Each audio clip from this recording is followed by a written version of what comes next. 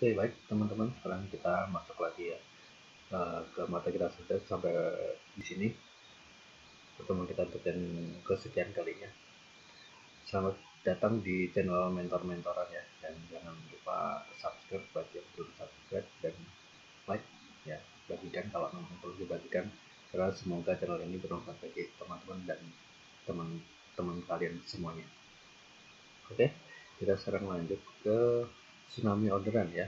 Nah, bagaimana kita mendapatkan tsunami orderan? Tsunami orderan adalah orderan yang terlalu banyak. Tidak, bagaimana sih kita bisa mendapatkan hal itu? Bisa ya, bisa saja. Nah, yang pertama kali kita lihat di sini ada beberapa faktor ya. Faktor pertama adalah pengunjung ya. Jadi kita harus punya pengunjung, karena tidak akan terjadi pembelian kalau tidak ada yang namanya pengunjung. Toko kita sepi berarti kalau tidak ada pengunjung. Nah, bagaimana cara kita mendatangkan pengunjung ke toko kita? Nah, kemudian faktor selanjutnya adalah menarik. Nah, kalau toko kita nggak menarik, orang akan malas datang ke toko kita. Nah, bagaimana caranya kita membuat toko kita itu semenarik mungkin supaya orang menjadi tertarik untuk datang ke toko kita? Kemudian percaya. Nah, jadi kalau sudah ada pengunjung tetangga toko kita, pasti akan jadi apa? Kepercayaan untuk membeli produk kita. Nah, faktor-faktor itulah yang menjadi penunjang supaya kita bisa terjadi semakin dekat. Oke. Nah, kemudian langkah selanjutnya adalah kita evaluasi. Nah, setelah kita jualan, apa sih yang kurang, kita perlu evaluasi. Segala macam kegiatan perlu kita evaluasi. Oke, sekarang kita lanjut lagi, balik lagi ke pengunjung ya. Nah, pengunjung di sini itu ada faktor internal atau dalam dan faktor luar ya, atau eksternal. Nah, yang perlu kita pahami, faktor dari dalam sih apa sih sebenarnya dari dalam supaya untuk mendatangkan pengunjung tadi itu ada beberapa macam item. Yang pertama adalah judul iklan. Nah, judul iklan kita harus tertarget nih. Kita mau iklanin barang apa sih? Judul kita apa sih? Supaya apa? Sesuai dengan produk yang kita inginkan, dan orang ketika mencari itu muncul produk kita, bukan produk kompetitor atau produk lain.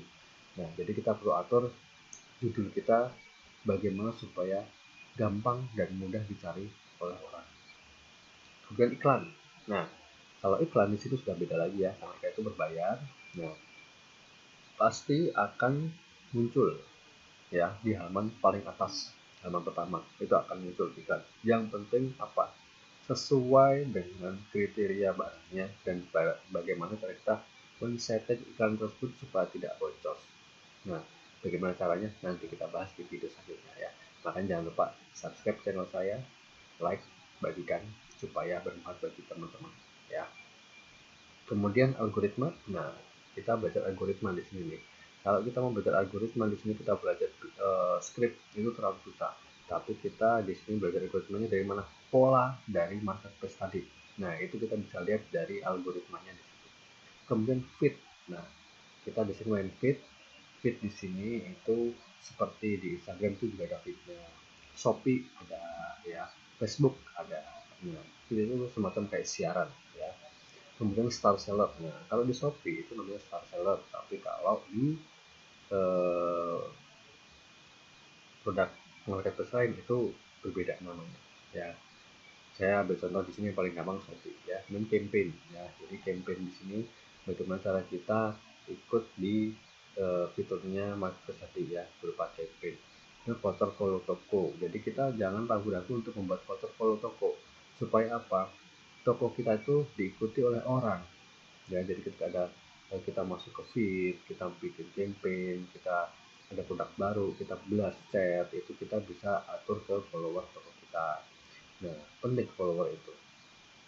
Kemudian faktor dari luar itu ada Facebook Marketplace, Instagram Marketplace, YouTube dan lain-lain. Ya, jadi kalau kita punya produk, kita sudah upload barangnya, kita bisa share di Facebook Marketplace, di IG Marketplace, di Facebook Feed, di IG Feed. Nah, itu supaya apa? Menarik orang untuk melihat produk kita. Ya, kalau di sudah ada fiturnya, tinggal kita maksimalkan fitur yang ada di dalam marketplace tadi. Bagaimana? Itu ya, jangan malas untuk mengulik ya. Kalau ngulik udah males ya, jangan harap pengunjung datang, jangan harap pengunjung tertarik, jangan harap pengunjung bisa berada pada kita. Kemudian di menarik ya, di menarik tadi Kalau toko kita ibarat kata kita dekorasi yang bagus nih, nah atau produk kita punya toko nih, toko kita offline, nah tapi kita acak adul, nah pasti orang juga akan males. Nah, ini online pun juga sama didekorasi juga supaya apa, terlihat lebih menarik dibandingkan toko tetangga misalkan, ya. Ya, karena apa, ketika lebih menarik orang akan penasaran melihat yang lainnya seperti apa. Dengan foto produknya, nah foto produk yang asal ya, asal foto upload. Nah, tapi bagaimana cara kita buat foto produk kita itu semenarik mungkin supaya orang itu uh, ingin melihat, minimal ingin melihat produk kita, ya. Kalau tidak ada rasa kita untuk ingin melihat dan udah mulai scroll lagi ke bawah, ya kan, nah ada rasa mulai tertarik nih, oh ini bagus nih, nah oh ini harganya bisa sama nih dengan toko yang lain, tapi ini kok lebih menarik, nah itu poin pentingnya, ya. Thumbnail, poin terjual, ya jadi kita harus eh, terjual kita banyak, usahakan terjual kita banyak, karena apa, itu akan lebih menarik orang untuk datang ke toko kita, ya. Contoh, ada toko A, ada toko B menjual produknya sama dengan harga yang sama. Toko A dia terjualnya ada 100 terjual, toko B baru 5 terjual, pasti teman-teman pasti toko A, ya. Kenapa? Terjualnya yang lebih banyak. Ulasan pun seperti itu, ya. Ketika toko A itu ulasannya lebih bagus, lebih banyak, pasti akan lebih percaya apa, toko A dibanding toko B yang belum ada ulasannya atau ulasannya sedikit, ya. Kemudian diskon, ya jangan ragu-ragu untuk memberikan diskon kepada konsumen, ya. Untung sedikit nggak apa-apa, yang penting pengalinya, nah itu paling penting di situ, ya, perlu dipahami. Jangan terpacu pada besarnya keuntungan yang kita dapat berapa per produknya, tapi berapa jumlah produk yang berhasil kita jual, itu yang paling penting sebenarnya. Dan repeat ordernya setelah kita memberikan diskon. Kemudian voucher toko, ya, jadi voucher toko kita bikin voucher toko untuk apa, menarik pelanggan. Jadi kalau kita pernah lihat di toko-toko offline itu sering ada tampilan diskon, sering ada tampilan voucher nih, dapat sekian dapat sekian, nah, itu udah menarik kita. Contoh kita di Alfamart, oh lagi ada diskon nih, beli apa, beli minyak 2 gratis sabun misalkan, nah itu adalah salah satu eh, cara orang untuk menarik pengunjung, ya, gitu. Nah, kemudian jasa pengiriman. Nah, di jasa pengiriman itu paling penting, ya. Kalau kita contoh kita di toko kita jasa pengirimannya bisa cepat atau bisa COD. Nah, gitu. Ketika orang bisa COD itu akan lebih menarik. Ya, bisa COD nggak nih? Ya, gitu. Karena takutnya nanti barangnya nggak sesuai nih atau bagaimana nih. Nah, kalau mengajukan produk COD itu orang akan lebih tertarik, terus terang seperti itu. Saya pun seperti itu ketika mencari barang di marketplace dan itu ada fiturnya COD, nah itu akan lebih membuat saya tertarik dengan produk tersebut dan toko tersebut, ya. Itu sudah eh, kodratnya, ya, asalnya kodratnya lah, ya, gitu. Kemudian percaya, nah orang ketika percaya itu pasti akan follow.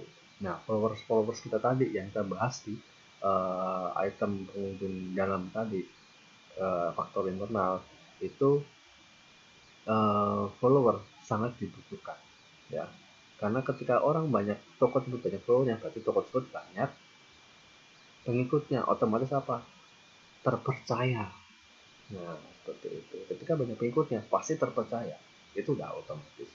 Dan kredibilitas toko di sini bisa diartikan adalah reputasi tokonya tersebut. Nah, reputasinya tadi, toko tersebut itu sampai mana sih dia bisa menghandle konsumen. Nah, di situ itu bisa dilihat, bisa dari mana, dari ulasan, dari bintang, ya. Itu adalah salah satu nilai kredibilitas toko, ya. Produk terjual banyak, nah itu, ya. Dan foto produk, nah tadi kita bahas foto produk, ya, thumbnail dan video. Nah, kalau ada produk yang tidak ada videonya dia akan lebih tertarik. Contoh, ya, saya punya apa ini namanya, eh, celengan, ya, ini punya anak saya sih, ya.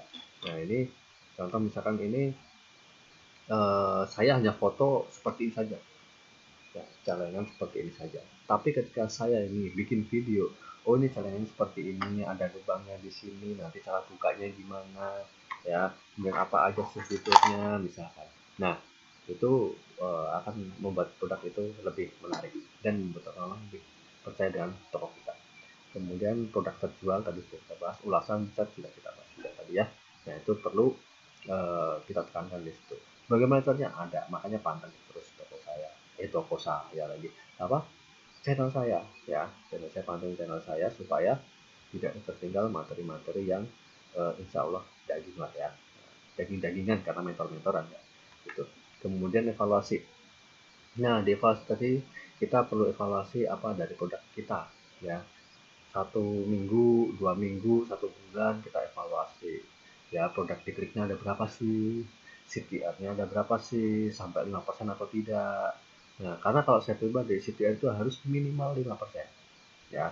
CTR itu apa? Click to rate ya, click to rate-nya harus minimal 5% click to rate-nya itu, karena ketika click to rate kita tidak mencapai 5% berarti orang sedikit dong melihat produk kita. Nah itu. Dan konversi minimal 5% juga, up to 5% ya. Kalau kita susah lebih dari persen, minimal kita sampai 5% ya, karena konversi menentukan apa, itulah perbandingan dari orang melihat, orang mengeklik, dan orang membeli ya, itu maksudnya konversi. Kalau di Shopee sudah ada semua, di Marketplace juga sudah ada. Atau kita bisa bikin sendiri konversi, bisa ya, apa sih nggak bisa zaman sekarang ya, itu kompetitor. Dan kompetitor kita perlu evaluasi kompetitor dengan produk kita, produk yang sama, tapi kenapa kompetitor bisa jualan lebih bagus ya, harga sama loh, produk sama loh, tapi kenapa penjualan dia lebih bagus. Nah itu perlu kita evaluasi kompetitor kita ya, jangan salah, kompetitor itu perlu kita evaluasi, jangan didiamkan saja ya. Yang bukan berarti kita menghancurkan toko dia, bukan ya, tapi kita bersaing secara sehat.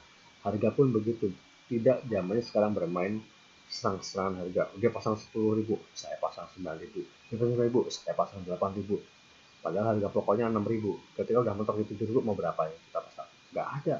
Makanya kita apa, harga udah, kita jangan bermain persaingan harga, yang kita main adalah persaingan secara sehat. Bagaimana kita menaikkan pengunjung, bagaimana kita menarik orang supaya datang, supaya orang percaya dengan toko kita. Itu yang kita perlu betul, analisa data. Nah analisa data di sini itu erat hubungannya dengan click to rate, konversi, produk diklik itu berapa, kita analisa data-data tersebut ya. Atau kita petak iklan ya, contoh kita iklan sekian ribu, nah, konversi terjualnya berapa.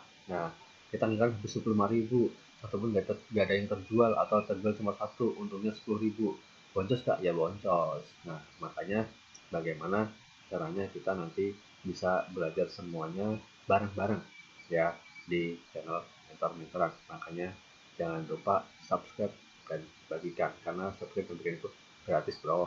Oke, itu saja dari saya, nanti kita sambung lagi. Assalamualaikum warahmatullahi wabarakatuh.